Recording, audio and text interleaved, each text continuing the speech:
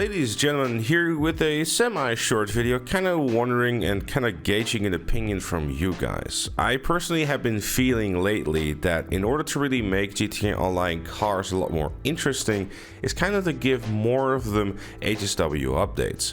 Now obviously this will be more of a PS5 and Xbox Series X and S type of update, but I think for those newer versions and making them seem a lot more unique and different than the other ones, and maybe even entice others to actually have a reason to go into them, you know, because we have to think about it from Rockstar's side here too. It might be interesting to have more of those cars appear. There are rumors floating about that around the December DLC time, the PC version of the game will finally also be having the expanded and enhanced features enabled, but I guess time will tell. Regardless, I do think that with the addition of the HSW upgrades on those next-gen platforms, there definitely has been a lot more interesting racing happening. Especially if you consider that the next-gen consoles and probably PC as well will be more than capable of handling these higher top speeds. Enabling this on the older generation of consoles is yeah, I've seen some clips. Bad idea. I'll do a separate video to raise attention to that issues at some other time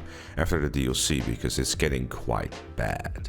As for some of the suggestions that I personally have that I think I'd like to see some HSW treatment to are the following cars: the Entity XF, the Adder, and then specifically also having the option of adding a spoiler. This is kind of something that I would like to see with other cars too that don't just have a spoiler just yet.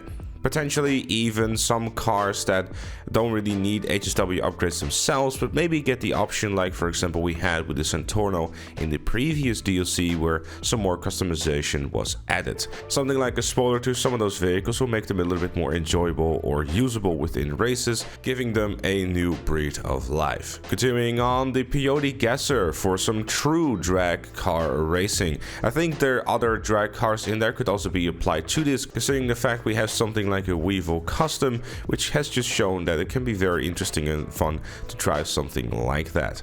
The open wheel cars, giving them HSW treatment will undoubtedly make them a lot more interesting to drive, because they'll be a lot faster in the straights, to have to actually, you know, brake during a corner, and overall I think it might make them a lot more appealing to use. Even though we would probably need more open wheel races and especially more interesting ones, but you know, a man can dream, I suppose. Maybe even air vehicles could be something worth considering, you know, giving those slower vehicles, or potentially even the ones that are already pretty interesting, you know, a little bit more of a speed boost.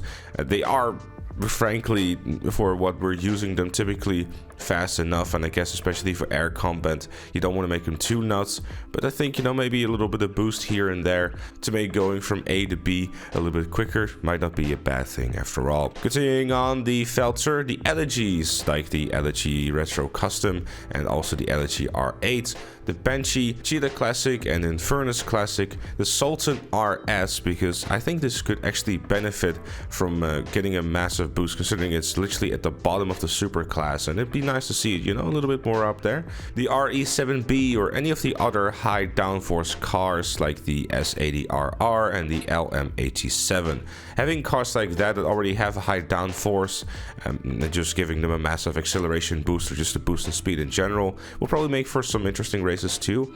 And finally, the Pinto, because I just think it'd be funny to just have a Pinto go 160 miles per hour. It probably mean that you'll need a massive spoiler on the back or like some help with creating some more downforce or traction, but I think it'd just be hilarious to see such a tiny car go so fast. But if you really like chaos, how about the Italia GTO? With the amount of bumps and speed gains it gets from that, this thing will surely break some speed barriers and might even cause some issues with rendering on the next gen consoles and even PC.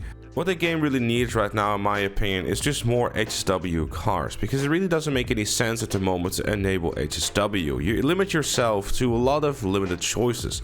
Looking at the superclass, for example, you got 3 options in the form of the weaponized Ignis, the Devastate, and the Cyclone 2. and it's really all you have there. The Cyclone 2 will be nice to use in those slower type of corner tracks. You got the weaponized Ignis, who's basically the all-rounder, and if you're going for top speed, the Need of SD8 is going to be the way to go. And that's pretty much going to be your choices here. Perhaps if all new vehicles would have HW moving forward, it will allow for more choice for people to pick while they're racing or just roaming around town. Something like the Sterling GT getting that HSW upgrade has definitely been a very positive impact, and I think a lot more other vehicles could benefit from it.